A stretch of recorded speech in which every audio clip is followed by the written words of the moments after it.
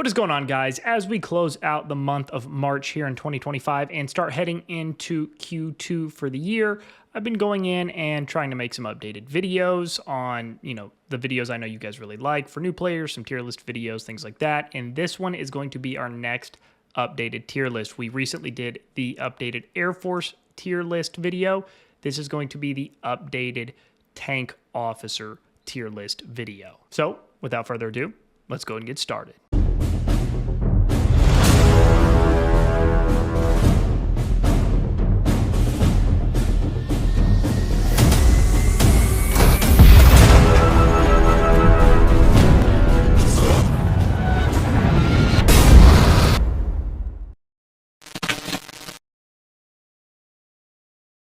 What is going on, guys? Welcome back, and I hope everybody is doing wonderful. Like I said in the intro, this is going to be an updated tank officer tier list video. I'm trying to go through now that we are getting into 2025 here and get a lot of these, guide videos for new players updated, tier list videos updated for 2025, and things like that. We just finished up our Air Force tier list, so now we are moving on to our updated tank officer tier list. Now, before we get started, for those of you that do like to complain, bitch, moan, cry, all of the above, the comments are right below.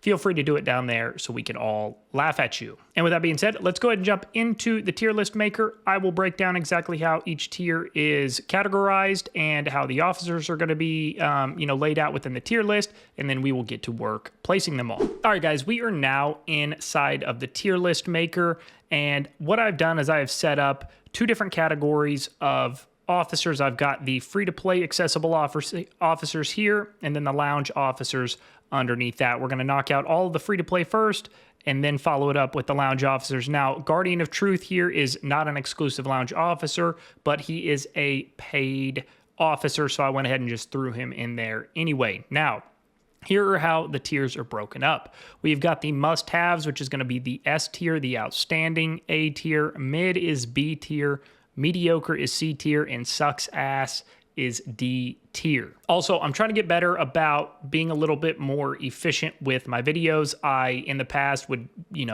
try to get real in depth with things just to give you guys some context and help you as much as possible. But then, I got some feedback of like, oh, it's, get to the point. So I'm trying to be better about that. I fully understand where that feedback is coming from. So I might give a little bit of context to these officers as I place them. I might not on some of them, but I'm going to be as efficient and short and concise with it as I possibly can be. And then last thing, these officers are in literally no particular order. I just threw them in there in the order that they came up on the actual tier list. We're going to work from left to right and go through them one by one, but there's not any rhyme or reason with the order they are in. All right, now starting with Whipcracker. She is a tank officer. She's going to be a mid-tier officer. She's going to go into the B category here. She offers a little bit of value. She's more of a defensive officer. Her special skill increases training speed, so there is a little bit of uniqueness to that. But other than that, you're not really going to see her utilized a whole lot. Next up is going to be Lady Justice. She is a very formidable officer. She does a lot of good things. Her damage coefficient is 1500, which is pretty solid. It's not at the top in terms of overall damage coefficient, but it's up there. She's also got some attributes that are good on things like specifically a light tank. She increases, her unit speed. She also decreases the speed of the enemy unit you were attacking. So good for chasing down reserves or, pinpointing a unit within an enemy army group. Next up is going to be Madam Havoc. She is one of the newer tank officers in the game. She's going to be an S tier officer. She offers a really, really high damage coefficient. I believe it's 2250 or in the ballpark thereof. So she's at the very top of damage coefficients in general. So overall, just a very, very solid tank officer, whether you're running her on a light tank, MBT, whatever the case may be. She does a very, very good job. Now, War Machine is not necessarily like a tank-specific officer. He is a versatile officer, arguably the most versatile officer in the game. So while he's not a tank officer, quote unquote, he still can be utilized on tanks and he still brings some value. So he gets utilized on artillery too, but I just threw him in there just for the heck of it. He's a very underrated officer. You guys have heard me say it a lot in the past. I've in the past ranked him as an A tier officer. Unfortunately, I think with the addition of some of these new officers, he's probably going to have to go into the B tier category. One of his big draws was the fact that he would reduce the load speed of your unit by 10%, which is still a massive benefit. You can just simply use that skill via the officer skill training system, though. And there's also other officers now in the game that reduce the load speed time of units. So he's not kind of in that category alone anymore. So he's lost a little bit of his value. I still want to add that he is overall a very good officer, especially early game. Next up is Winter Huntsman, and he sucks ass. Followed by Rapier, which he is a fantastic officer. He is going to be a S tier officer. He does well on, once again, any tank unit. He also has a little bit of an extra added benefit if used on a light tank. Overall, he's a monster in the open field. Next up, we've got Steel Fighter. She's going to be a B tier officer. She's lost some of her steam. She is, you know, a tank officer. She actually adds a little bit of value to infantry, believe it or not. Not a lot of people utilize her on infantry, which, you know, I get, but her shield actually isn't terrible.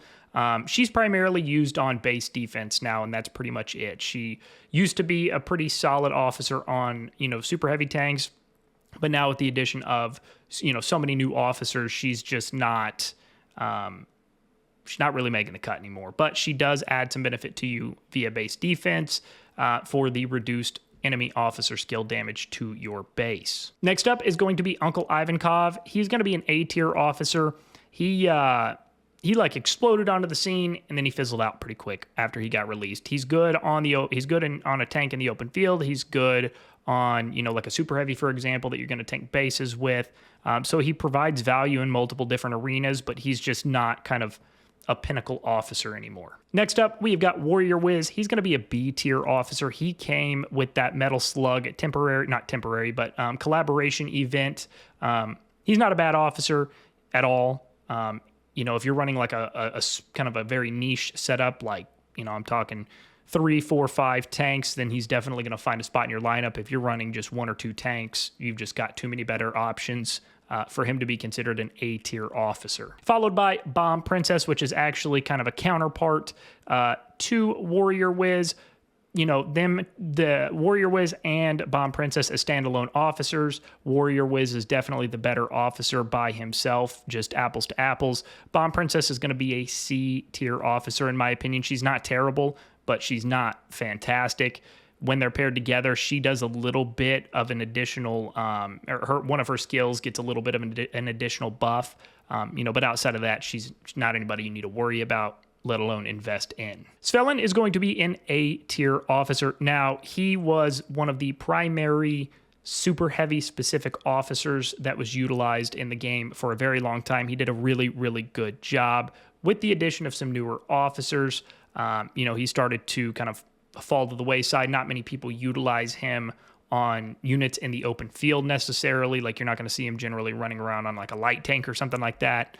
So he is a pretty niche officer, but he does well on the super heavy. Now, Valkyrie's an interesting one, and I kind of went back and forth in my own head on this, to be honest. I'm going to give Valkyrie an A rating. She's just not a S tier officer for me. I also was like, well, maybe she could be a B tier officer simply because she does have a lot of value for your tank units. Regardless of whatever your tank unit might be, she can be a viable officer on it. The reason that I was considering putting her into the B category is because, for example, one of her skills, she's got a very beneficial aspect to it, which is she reduces the load time of that unit, but it's only if the unit is a helicopter. So, you know, she's kind of putting herself in a little bit of a box there. But I think she still brings enough universal tank value to be an A tier officer. Golden Eagle, similar to War Machine, is arguably one of the most versatile officers in the game. Currently, he is a monster. He gets utilized on tanks, of course. That's primarily where he gets utilized. He also gets utilized a lot on the anti-tank gun. In my opinion, his versatility, his skills, everything about him is going to make him an S tier officer. Up next, we have got Death Adder, and he sucks ass. Followed by Tiger Marauder, and he sucks ass. Followed by Bloody Mary, and she sucks ass. And now we've got the Thorn Countess, who does not suck ass. She's going to be a B tier officer. She used to be higher ranked than this. she started to lose a little bit of relevancy. Again, if you're running a very niche 4-5 tank setup, she'll make her way into your lineup. She's got some good skills that can be utilized via the officer skill training system. Outside of that, you're not going to see her generally being utilized in like a primary tank role situation. The next officer is Vox. Again, she's kind of versatile. Some people use her on tanks. I have seen it done. Some people utilize her on like an anti-tank gun. She's more of a stay in your base and not move kind of officer because she does reduce skill load time when garrisoned inside of your base, which, you know, that alone, plus she also has a skill that's going to be beneficial to your base defensive capabilities. So those two skills alone are going to make her viable enough to be a B tier officer, but she is really only used and really only valuable inside of your base, which limits her capabilities. So that's where she's going to be a B tier officer. And then next up is Spanner. Spanner is an oldie but goldie officer. He's just not utilized anymore, but he's not terrible. I mean, you could definitely say sucks ass, but he really doesn't. I'm going to give him the benefit of the doubt. I'm going to go C tier. The reason I'm going to give him the C tier ranking here is simply because you're going to get his statues passively through daily officer missions. So you're not even going to have to invest your universal officer statues to get him unlocked or to get him awakened.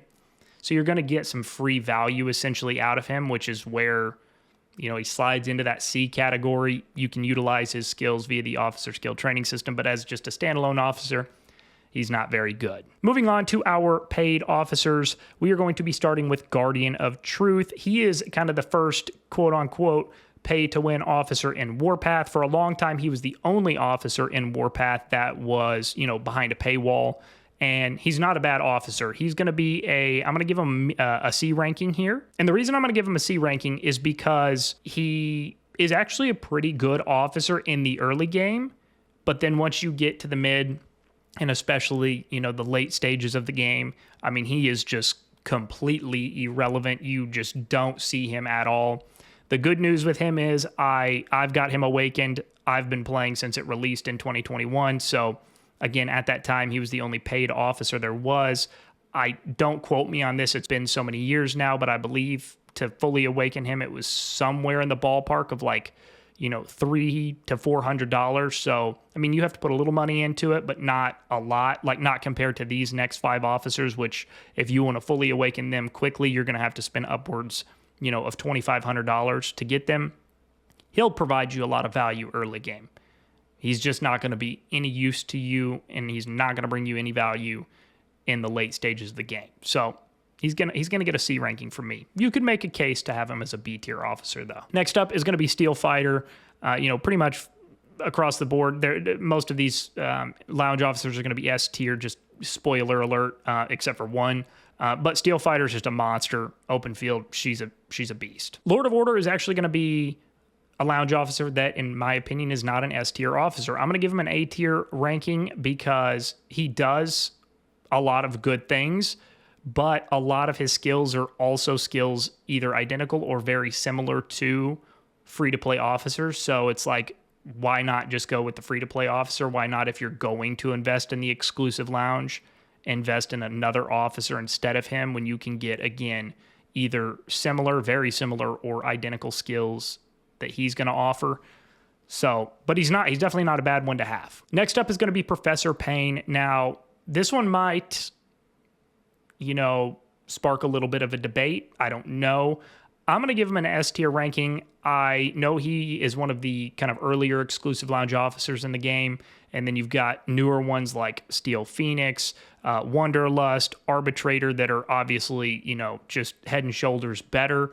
But I do still think Professor Payne brings a lot to the table and has a lot of value and is still a very dominant officer on a tank unit, especially when paired with the right officer. And then followed up by Wanderlust. He's obviously going to be an S tier officer. He is not necessarily like a tank only officer. You could utilize him on an infantry unit or something like that. I've seen people do it and have a lot of success with it. You know, but definitely with a tank, he is a beast. Then last, but certainly not least, we have got the Arbitrator. And similar to Wanderlust, he is, somewhat of a versatile officer. You could utilize him on a tank, on an infantry, whatever. But just pound for pound, he is an absolute beast within his own right. Now, one officer, and I'm glad I caught this at the end, Iron Cavalier. He is a newer officer in the game. For some reason, he's not on the tier list. I need to get that fixed as well. He is a beast. Now, I've got a couple of his skills awakened. I'm working actually on rebuilding statues, and I am going to fully awaken him. He's going to be, at least as of right now, he is absolutely an S tier officer. When you put this dude on a super heavy, he is a freaking menace. He reduces the damage taken from enemy garrisoned troops.